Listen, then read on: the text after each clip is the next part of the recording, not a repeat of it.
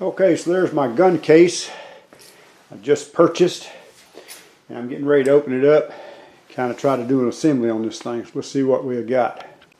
Alright, so there's what's behind the cardboard. It's black, so it makes the lighting a little hard. So we've got some pouches. So this is going to be the inside.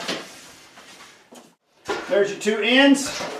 You saw the door, the other side. Okay, this is my gun case out of the box. Got some shelves there, front door, two end pieces, the back part, and a couple more panels. Just want to get a little more light in here so I can see and so you can see as we try to put this thing together. It looks to me like most of it is put together with those small self-tapping screws right there and that Phillips screwdriver that they provide. So let's see how that works out for us.